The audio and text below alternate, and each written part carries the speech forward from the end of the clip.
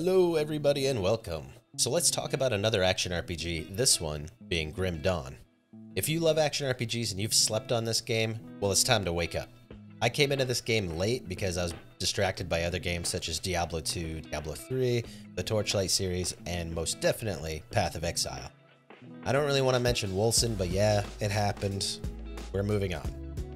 I kept seeing this game here and there, and to be honest, the graphics are what stopped me from fully investing any time or money into it. Well, that, and like I said with the other games, I was super invested in those. Eventually, I had a moment where I was looking for something new to play, and Grim Dawn happened to be on sale, so I grabbed it and I decided to check it out. And man, I was missing out on a very well-made game. Once I got over the graphics and just invested the time into building a character and knocking out quests, I kept becoming more and more impressed as I went along, and then the graphics just stopped bugging me altogether. The combat is smooth, the story is actually pretty compelling, especially when you get to make different choices along the way, some of which are pretty interesting or disturbing. And I just love the endgame systems that they had in place as well.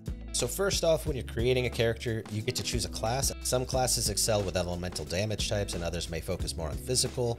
Some classes allow summoning minions to help you fight, and others can have you just rely on yourself. Later on, you gain access to choosing a second class at level 10. When you choose a second class, your overall class becomes a new one depending on the two classes that you've selected. Like if you select a soldier and then later you choose a necromancer, you will be considered a death knight. Then as you continue on and level up, you can choose which class tree to add points into. With leveling up, you can add points into specific skills or add points into your class progression bar at the bottom. Putting points in the bottom bar will progress it forward, unlocking other skills that you can start adding points into. Finding the right balance between choosing these are essential to progression and maintaining good survivability. As you progress through the story, whether it's alone or online with other players, you will find different towns with different vendors. Many vendors can have different reputations that you can progress in by doing quests or killing enemies within their zones. As you gain more reputation, there's specific quartermasters that will eventually unlock new gear and items. Some factions will likely have specific stats or sets on their gear that you want to use in your builds. Speaking of gear, the game contains a ton of items ranging in rarities and stats. Some gear pieces are part of sets that will give more stats for the more that you have equipped in that set.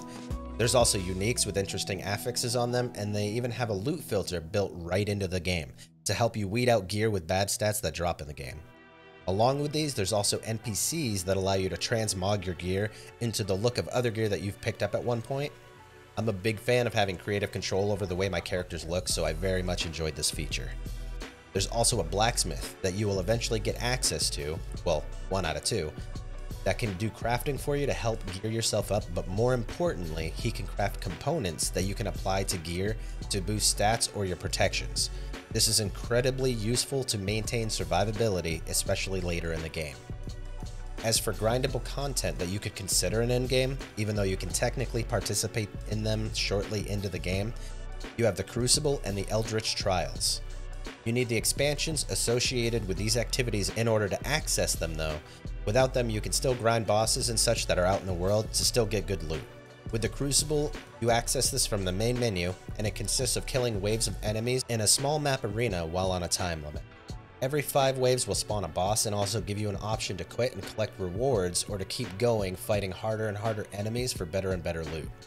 There are vendors in here as well, and when you finish your Crucible run, there will be reward chests for you that have more loot for the further that you go. The Eldritch Trials are similar to this in a way, but act more like rifting does in Diablo 3.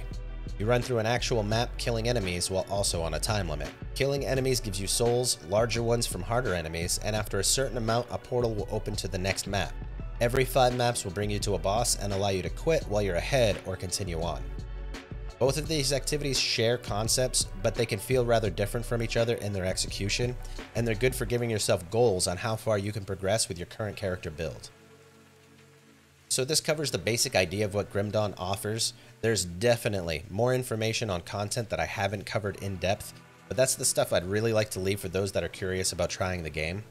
I enjoyed this game very much, and it definitely ranks up on the top action RPGs that are out there. The only things that made me a bit disappointed is not having leagues or season type content to bring more replayability, and also the fact that Grim Dawn is at the end of its run, as far as content. There probably won't be any further expansions on the game, and that kind of thing stopped me from fully investing into this game more than just like a complete run through. But I will say there are fantastic mods out there that can add a ton of new things. There is even a complete remake of Diablo 2 within Grim Dawn that was absolutely mind-blowing to experience. I can't recommend that enough for Diablo 2 fans. So yeah, that's my basic rundown and my thoughts on Grim Dawn, and if you ever see this game on sale, I highly recommend checking it out. It may be the perfect game for you. And as always everyone, thanks for watching.